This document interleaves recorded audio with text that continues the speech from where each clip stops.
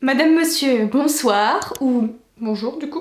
Bienvenue dans ce nouveau point lecture où je vais dézinguer des livres. Pas du tout, c'était que des bonnes lectures. Alors, il n'y a pas eu de point lecture pendant un sacré long moment. Première raison, j'ai eu une petite panne de lecture, entre-temps causée par un livre. Je me dis ça, je ne dis rien. Deuxièmement, je n'ai pas fait l'update de mes lectures de mon propre challenge Young Adult qui s'est passé au mois de juin. C'est pas bien, donc il y a des lectures qui font partie de ce challenge. Ensuite, j'ai pas passé un très bon été. C'était très compliqué, voilà, sans trop dire, j'ai pas pu faire d'update et ça a impacté mes lectures, donc c'est un mélange des 3 derniers mois. Voilà, vous allez voir qu'il n'y a pas non plus énormément de lectures par rapport à ce que je peux lire de manière habituelle. Bon, maintenant que les choses sont dites, on va commencer tout de suite avec le premier livre et même les 2 premiers livres puisque j'ai lu Néo de Michel Bussy, donc le premier tome c'est La chute du soleil de fer aux éditions Pocket Jeunesse et j'ai lu le second tome qui est Les 2 châteaux, toujours chez Pocket Jeunesse. D'abord il faut savoir que ce sont la première fois que je lis du Michel Bussy, je n'en avais jamais lu.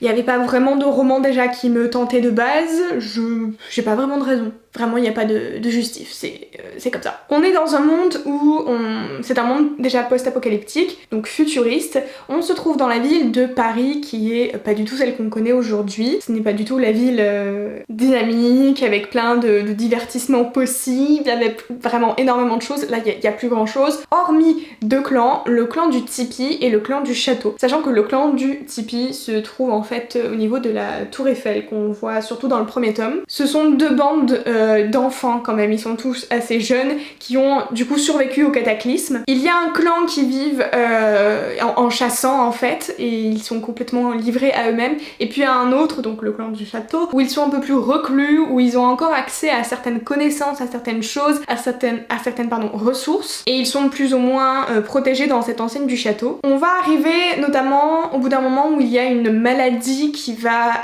je crois qu'elle arrive au début au niveau du tipi et qui va causer famine, etc. Et en tout cas cette maladie qui se propage assez vite va provoquer une coalition, va provoquer la rivalité entre le clan plutôt du tipi et celui du château. Et la question qu'on va avoir dès le premier tome, c'est jusqu'à où ils sont prêts à aller pour sauver l'humanité, rien que ça. Alors, je vous présente les 2 en même temps parce que sensiblement mon avis va se rejoindre pour le premier comme pour le second tome. J'ai bien aimé ce côté apocalyptique, enfin post-apocalyptique, et j'ai bien aimé que ce soit des jeunes enfants. C'est pas trop du young adulte déjà pour moi parce qu'ils ont pas forcément l'âge indiqué pour ça, mais ils sont assez bien travaillés. J'ai bien aimé le fait donc qu'ils soient plus jeunes parce qu'ils ont quand même forcément une maturité un peu plus poussée que leur âge parce que ils vivent dans un monde qui les force à avoir cette maturité là, c'est nécessaire pour qu'ils puissent vivre tout simplement, mais ils ont quand même cette naïveté et ce truc de ils savent pas trop comment se positionner, ils sont un peu déboussolés, perdus, forcément il n'y a plus rien autour d'eux, tu m'étonnes qu'ils soient déboussolés. Ce que j'ai préféré en tout cas, c'est peut-être pas les personnages parce qu'il y a quand même des personnages assez bien construits, il y a des personnages qui sont abominables, genre t'as pas envie de les croiser du tout, mais c'était surtout l'ambiance et l'univers en règle générale, surtout la ville, parce qu'on explore des lieux qu'on peut connaître.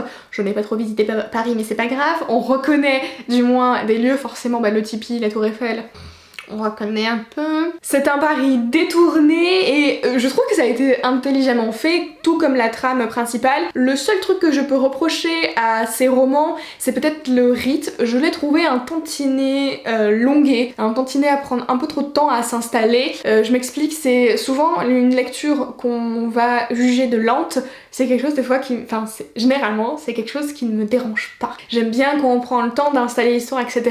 Mais là, j'avoue que c'était fait d'une manière, alors je saurais pas dire précisément dans les subtilités de l'écriture, c'était assez remarquable pour moi, enfin je redis parce que ça veut rien dire, c'était assez présent cette lenteur pour que je puisse le remarquer, sachant que du coup, quand c'est lent...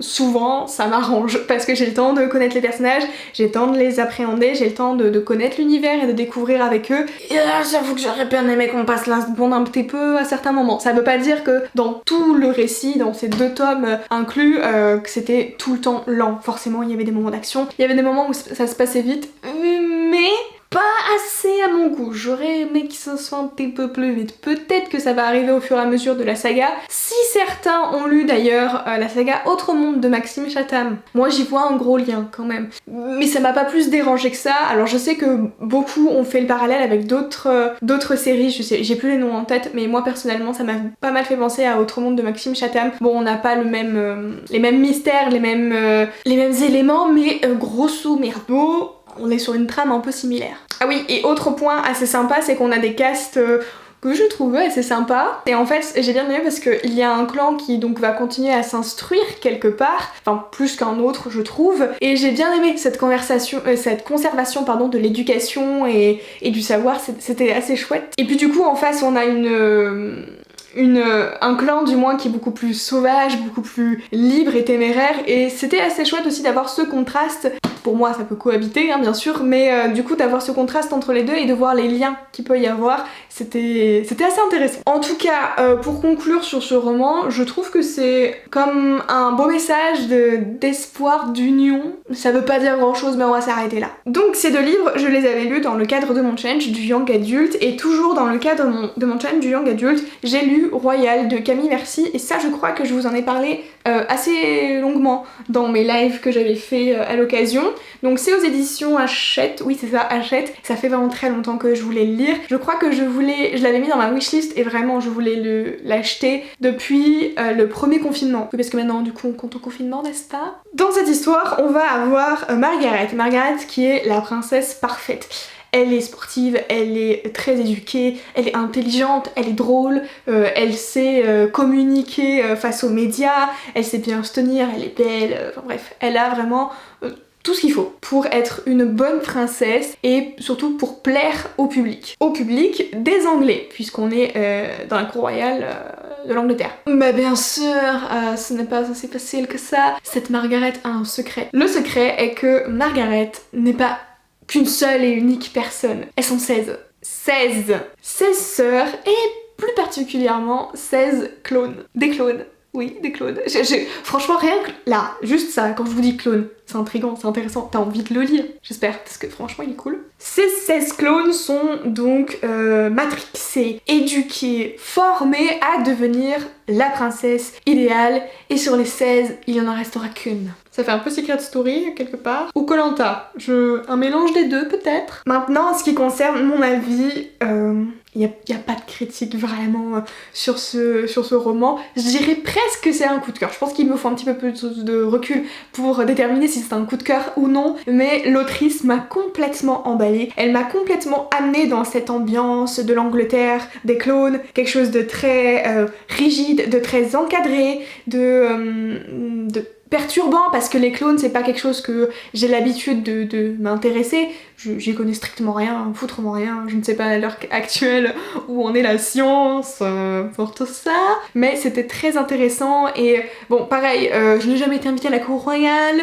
mais l'ambiance y était clairement, donc je peux pas attester si c'est 100% véridique ce que je raconte, mais en tout cas j'étais complètement immergée, et donc je pense que c'est un pari réussi pour l'autrice. Sachant également, comme pour Michel Bussy, j'avais jamais lu un ouvrage de Camille Merci, donc pour moi dès le premier roman que je lis, si la personne arrive, enfin l'autrice du coup, ou l'auteur arrive à me mettre directement dans l'ambiance, c'est que généralement je vais aimer ses écrits en règle générale. Après faut trouver le thème qui me plaise. Et puis rien que l'idée du coup du roman, 16 clones, et du coup un seul des clones restera et aura la couronne sur la tête, j'ai trouvé ça hyper bien. Le soleil qui se barre, alors écoutez, il a plu tout cet été, quand je filme, un minimum de respect, ce serait de me mettre de la lumière dans la tronche. Je filme en face de ma fenêtre quand même, hein, on verra ce que ça donne. Du coup, je disais... je sais plus... Oui, donc l'idée générale du roman, qu'il y ait 16 clones, un seul survivra et que celle qui survivra, enfin restera, aura la couronne.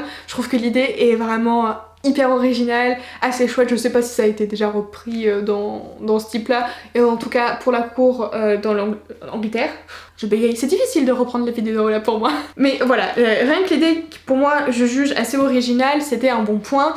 Ensuite par contre il y avait un petit truc, c'est que du coup elles sont 16 comme j'arrête pas de le répéter, mais donc il y a vraiment 16 personnalités à enregistrer les prénoms, et vu qu'en fait ces 16 personnalités, ces 16 sœurs ont toutes un domaine de prédilection. Donc pour des scènes, il est important de savoir qui est qui. Bon, généralement on a le prénom, mais de bien savoir qu'est-ce qu'elle a pu faire avant, qu'est-ce qu'elle avait pensé, enfin, de bien les différencier. Différencier, c'est ce que je cherche depuis tout à l'heure. C'était peut-être un petit peu dur, un tantinet dur au départ, mais je crois que j'avais, je sais pas, je pense que je l'ai sur mon ancien téléphone, je dois plus l'avoir sur le nouveau, mais dans mes notes, j'avais noté les prénoms, leur domaine de prédilection, leurs traits de personnalité que j'arrivais à cerner, parce qu'au début j'étais un petit peu paumée quand même. Ouais, ça a été une difficulté, mais peut-être aussi un challenge, parce que j'avoue que quand il n'y a pas beaucoup de personnages, je m'ennuie facilement. Donc c'était juste comme un réflexe à avoir à chaque fois, d'être concentré sur qui est qui, et une fois que ça c'était fait,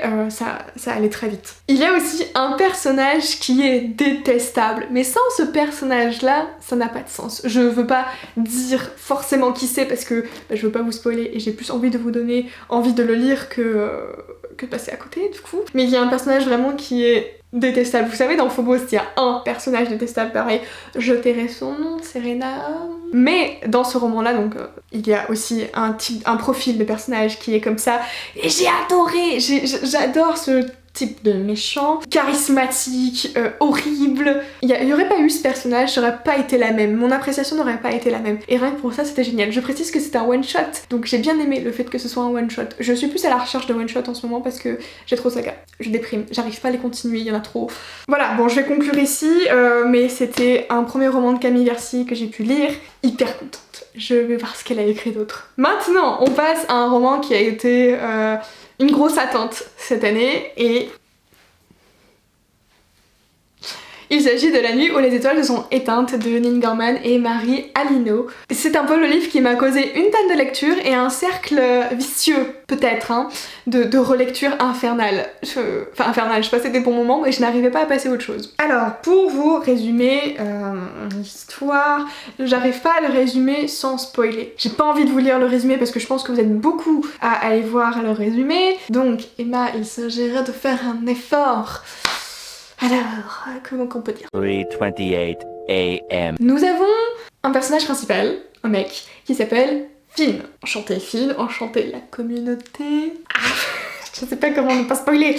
Finn a vécu et vit des moments pas simples. Du tout. Déjà, point de départ, sa mère est en prison. Il y a plus que joyeux quand même comme élément dans sa vie. Quand même. Donc c'est forcément pas quelque chose de super facile à digérer, n'est-ce pas? Et il va... j'ai vraiment...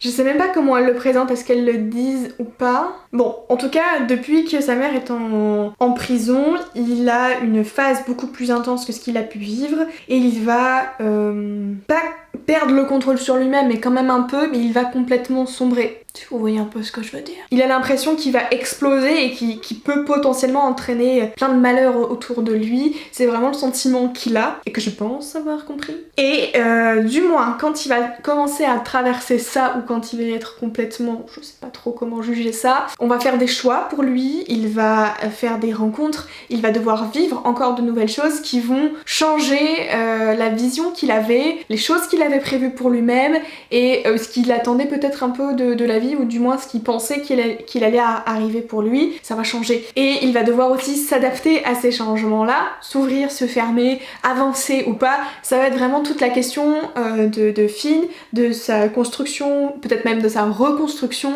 de son état d'esprit, de son état d'âme. On va parler pas mal autour de ça. Je sais pas si je peux trigger des personnes en disant certains termes, donc je suis un peu plus délicate là en faisant le résumé. Les autrices ont fait quelque chose d'assez cool, c'est qu'elles ont mis des...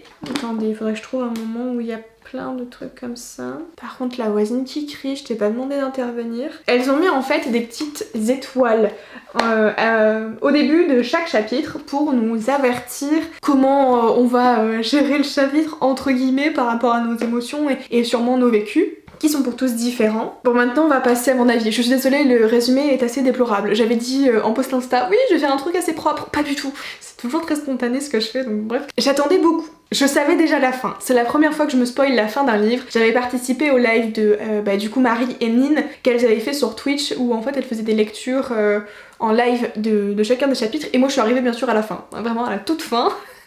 Je suis arrivée en mode hey salut, je savais pas que vous faisiez ça. Du coup on va découvrir ensemble, donc je me suis spoilé la fin. Je savais comment ça allait se terminer du coup. Même si j'ai quand même réussi à oublier une certaine partie. Je sais pas comment je fais ça. Tant mieux quelque part. Alors disons que je trouvais que ce livre était forcément fort en émotion. Je trouvais que ça pouvait assez bien refléter du moins le réel, que c'était assez réaliste, voilà le terme plus exact c'est réaliste. Et que pour moi cet été qui dû traverser et dû faire face à certaines émotions.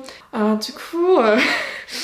je suis rentrée du coup avec ce livre dans une phase de lecture et de relecture et de relecture. Je l'ai relu 3 fois hein, quand même, c'est pas mal. Et je n'ai lu rien d'autre entre toutes ces lectures sur ce même roman. Je n'ai lu que lui. Donc ça représente comme 1 mois et demi sur la nuit où les étoiles se sont éteintes. Donc pour vous dire à quel point il m'a quand même travaillé. C'est assez crescendo en plus. Au départ du coup on rencontre Finn, on comprend les premiers éléments qui se passent dans sa vie. Et puis c'est petit à petit. Ça monte, jusqu'à où, à vous de le découvrir, n'est-ce pas? Mais du coup, à chaque fois que ça montait, à chaque fois que j'étais en mode...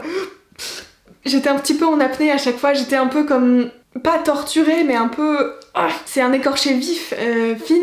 Du coup, à chaque fois, j'étais en mode... Ah non, le pauvre. Il y avait plein de moments où j'étais en mode je veux pas qu'il vive ça, je veux qu'il soit tranquille, je veux qu'il soit bien. Foutez-lui un chocolat chaud et Netflix pour qu'il puisse se reposer un petit peu, merde. J'étais vraiment dans cette optique là en mode laissez-le tranquille, s'il vous plaît. Et Finn, il ne raconte pas sa vie, il a des difficultés à raconter ses émotions dues à son passif et dues à comment aussi il voit la vie et il laisse un petit peu le temps faire son œuvre entre guillemets, passer et en même temps il aimerait bien prendre le contrôle sur sa vie et sur le temps surtout et pouvoir vraiment faire ce qu'il souhaite, faire les choses telles qu'il l'avait imaginé mais en même temps il a ce trop plein d'émotions et peut-être aussi un trop plein de choses qui lui sont arrivées qui font que il est dans un stade où vraiment la vie défile en face de lui. Et autre personnage que Finn, il y a d'autres personnages assez intéressants et ce que j'ai bien aimé c'est que chacun de ces personnages était humain. Quand j'appelle humain c'est qu'ils avaient autant de qualités que défauts et ils avaient autant de réussites que d'échecs et on montrait vraiment ces deux facettes là qui sont vraies. Tout le monde faisait des échecs, tout le monde a des fucking défauts et c'était mis en avant. Chaque erreur, chaque défaut, c'était genre pas surligné et pas montré en gros mais aussi important que les réussites et que les qualités. Pour conclure sur ce roman, j'étais contente d'avoir en face de moi des personnages que je qualifiais comme de vrais humains. Il n'y a pas de mensonge, il n'y a pas on arrondit les angles. J'ai pas trouvé qu'il y avait de clichés, et c'est peut-être pour ça que je trouvais qu'ils étaient humains, entre guillemets. J'avais pas ce côté mielleux que je peux attendre, je sais pas moi, dans les étoiles de Nocède ou la sélection, on attend un petit peu un côté mielleux. Il n'y avait pas ce côté mielleux, et c'est ça que j'ai aimé. C'était cru et vrai. Ah oui, et le truc chouette de cette vidéo, je suis trop contente, j'ai 2 exemplaires de La nuit où les étoiles se sont éteintes. Donc je me suis dit potentiellement que je pouvais vous en faire gagner un. Il y a le formulaire dans la barre d'infos, donc je vous laisse aller regarder les conditions. Participez si vous avez envie de gagner cet ouvrage. Cette fois-ci, j'ouvre le concours, vu que c'est un seul livre, j'ouvre le concours donc à la France forcément, à la Suisse, à la Belgique et au Canada. Voilà, j'ai fait un petit effort cette fois-ci, je peux me le permettre pour un ouvrage que j'espère que contrairement au concours de Noël où je peux pas non plus l'ouvrir très très loin, il y aura des contents. On continue dans le mode drama et je vais te faire sortir ta boîte de mouchoirs pour chialer un bon coup. Sous la même étoile de Kelly York. Ce grand sourire, ça veut vraiment montrer que j'ai passé une bonne lecture aux éditions Pocket Jeunesse que j'ai lu lui pour mon challenge du Young Adult. Donc ça fait partie de mes lectures, je sais plus dans quelle catégorie, j'ai plus ma liste. Je ferai les choses mieux pour l'année prochaine, ça serait bien. Alors, attendez, ça fait un peu longtemps, voilà. On va avoir un frère et une sœur qui sont omnibulés par un voisin. Il est très mystérieux, il est beau gosse, il est intelligent, il est drôle. Et c'est un petit peu, vous voyez, c'est cet aimant, il est solaire, on le voit de loin. Et ils ont vécu la plupart de leur enfance avec donc ce garçon qui s'appelle Chance. Et bon, ils se sont perdus de vue, je crois que c'était au moment où ils étaient à la fac ou les études supérieures. Ils vont se retrouver parce qu'ils vont se retrouver au même endroit là où ils habitaient quand ils étaient petits. Chance n'est plus le même, n'est pas aussi solaire qu'il était avant, il a toujours été très mystérieux. Mais là c'est comme sombre, c'est comme plus glauque. Ça pue. Il y a un truc chelou. Parce que déjà, Chance disait qu'il allait faire des études incroyables. Il n'a pas du tout fait ce qu'il disait. Il avait une version de sa vie très... Il enjolivait les choses et sa vie avait l'air complètement géniale, presque rocambolesque. Et quand il le revoit, ils ont pas vraiment l'impression que sa vie était comme ça. En même temps, quand on te dit que t'as sa vie parfaite H24... Anguille sous roche. Et puis quand ils vont le retrouver, autant sa sœur que lui, ils vont éprouver, il y avait déjà un petit peu ces sentiments naissants envers lui, qui sont plus intenses et on laisse comprendre jusqu'à où vont ces sentiments, et c'est plus fort. Et faut le faire savoir, faut le dire à Chance ça. Un frère et sa sœur qui est la même personne, ça pue le conflit. Et en tout cas, ils vont comprendre que le côté très extraverti ou excentrique de Chance, ça m'a encore coupé la chic, tiens, je parle trop. Tous les deux vont comprendre que le côté excentrique de Chance cache pas un secret, si c'est un secret, mais cache des épisodes noirs, pas beau du tout. Sans vous dire trop sur ce roman, mais une claque, on m'a retourné le cerveau.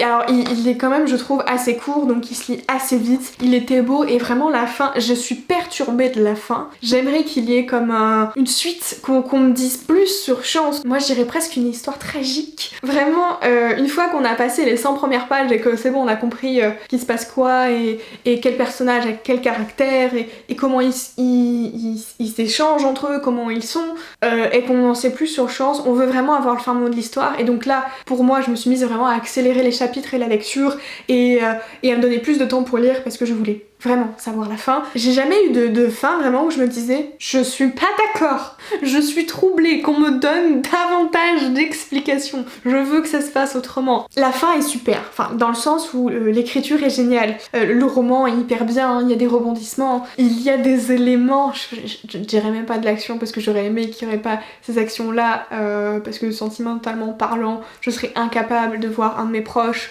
subir ça. Ouais, ce roman m'a perturbée, mais c'était une bonne lecture et j'aime ce genre de lecture qui te torture et qui te fait réfléchir, et ça a été un énorme coup de cœur et je pense du coup qu'il va clairement faire partie de mon top 5 de cette année. Je m'en rends compte là en reparlant. C'était hyper perturbant, c'était hyper beau et tragique et lisez-le. Il est sorti il y a un petit moment chez Pocket Jeunesse, mais il faut vraiment le lire. Faut le lire. Bon, après la nuit où les étoiles se sont éteintes et après Sous la même étoile, c'était des lectures qui m'ont demandé une certaine digestion, je savais pas trop quoi lire et je me suis dit que j'allais, outre les BD, les mangas et les romans graphiques, que j'allais aller vers d'autres styles que je n'avais pas l'habitude, et donc nous avons un recueil de poésie, Lait et miel, le très célèbre de Rupicure, et je sais plus qui c'est qui a publié ça, Charleston. Premier livre de chez Charleston. Comment vous résumer non là franchement Joker, je vais vous lire le résumé parce que j'aurai peut-être pas les bons mots. Voici les voyages d'une survie grâce à la poésie. Voici mes larmes, ma sueur et mon sang de 21 ans. Voici mon cœur dans tes mains. Voici la blessure, l'amour, la rupture, la guérison. Ce roman se passe en 4 étapes, 3-4 étapes. La première c'est vraiment comme la déchirure entre guillemets, ensuite on passe à l'amour, ensuite on passe à la rupture et après on passe à la guérison. Il me semble que c'est 4 ruptures. Ah oui voilà, le sommaire. Donc d'abord c'est souffrir, voilà, aimer, rompre et guérir. Pourquoi je me suis penchée sur un recueil de poésie? C'est quelque chose qui ne me tente pas du tout, la poésie, généralement. J'ai lu pas mal de poésie pour mes cours en lettres modernes. Suite au challenge de Anne Literarum, je me suis dit que, et suite aux recommandations de Widad et Andrea, que j'allais tenter. Parce que j'étais dans une phase où j'avais envie d'avoir de lectures poignantes. La nuit où les étoiles se sont éteintes et Sous la même étoile, voilà, et j'ai continué avec Lait et miel. C'était magnifique, j'ai jamais pris autant de plaisir à lire de la poésie qu'avec ça, donc je pense qu'en fait il faut juste trouver des recueils de poésie ou des auteurs qui qui nous plaisent finalement pour pouvoir apprécier le genre. Et c'est le cas, et enchantée, je suis vraiment très contente de vous avoir rencontré. C'était super bien. J'aurais du mal franchement à vous donner un avis, je vais pas essayer de vous faire un truc hyper long à beaucoup épiloguer parce que j'ai jamais trop fait cet exercice là de parler d'un recueil de poésie, j'en ai clairement pas l'habitude. Voilà, donc ça va vraiment être un essai pour cette vidéo. Je trouvais que c'était forcément très bien écrit, c'était beau, et que c'était presque peut-être, je sais pas si c'était une thérapie pour l'autrice, mais j'avais vraiment l'impression qu'on suivait une thérapie, qu'on suivait comme si elle s'était assise devant un psychiatre ou une psychologue et qu'elle lui disait ce qu'elle avait traversé, les émotions qu'elle avait pu vivre, les traumas, les pensées qu'elle avait, et c'était très beau, c'était plein d'espoir, c'était déchirant, et on avait l'impression qu'elle se reconstruisait finalement en écrivant cet ouvrage-là, mais je crois que c'était un petit peu l'optique de pourquoi elle l'a écrit. On va voir dans ce roman l'amour, l'inceste, la séparation, la trahison, les mensonges, et la reconstruction et l'espoir. Et de traverser toutes ces phases et traverser toutes ces émotions, franchement à la fin, vous ressentez un élan d'espoir. C'était vraiment particulier et très bien comme sentiment à la fin. Et je pense que c'est pour ça que du coup j'ai envie de lire plus de poésie. Vraiment c'était pour la sensation à la fin. C'était très bien. C'était beau, je galère à en parler. Si jamais vous avez des recommandations dans ce même genre, laissez-moi un petit commentaire parce que j'aimerais bien pousser un peu le truc dans ce genre. Et enfin, dernier livre de ce point lecture, et c'est aussi quelque chose un peu... C'est pas inconnu parce que j'en avais déjà lu, mais j'avais fait la tête à ce genre pendant un long moment. La romance, le new adulte, donc à Morgane Hong parce que c'est une valeur sûre, d'accord. Je me réconcilie tout doux avec les new adultes, autant prendre une autrice qui me rassure et que je me dis je peux y aller les yeux fermés. Donc nous avons Falling Again, donc publié chez Hugo Roman, l'éditeur très connu pour le new adulte. Alors, je sais d'avance que peut-être que pas mal l'ont lu. J'ai vu pas mal de gens qui disaient qu'il était moins bien que les autres. Du coup je m'attendais à être déçue. Alors peut-être c'est le fait que je m'attendais à être déçue qui a fait que j'étais pas du tout déçue. Franchement j'ai passé un super moment de lecture. Apparemment c'est un petit peu dans la vibes des romans de Noël, des films de Noël et tout. Ou peut-être un peu drama. J'ai adoré, c'est tout ce que j'aime. C'est vraiment le genre de lecture où je me dis j'ai besoin d'un truc hyper douillet, d'un truc hyper réconfortant. Voilà, c'est le mot. Exactement ce que je voulais, pile poil. On a deux personnages. C'était... alors attends, c'est Aaron et la nana, elle s'appelle Fleur. Aaron et Fleur se sont connus pendant leur enfance. Ils étaient comme vraiment les deux doigts de la main. Fleur, c'est une personne hyper solaire, hyper expressive. Et Aaron, il est beaucoup plus reclus sur lui-même et elle le pousse un petit peu à s'ouvrir aux autres et elle le défend énormément. Elle ne supporte pas qu'on lui fasse du mal. Elle supporte pas que les gens s'attaquent à lui. C'est un peu genre son avocat, sa best friend. Elle est pas mal de choses à la fois. Et vraiment, ils se sont connus quand ils étaient assez petits. Puis il y a eu une sorte de rupture, en tout cas un éloignement. Et ils vont se retrouver des années plus tard. Elle va travailler dans une boîte de jeux vidéo, si mes souvenirs sont bons, et ils vont se retrouver là-bas. Sauf que Aaron ne se souvient pas d'elle. Il se souvient pas d'elle pour une raison précise, il n'a plus la même mémoire qu'auparavant. Donc Fleur va se faire passer pour quelqu'un d'autre.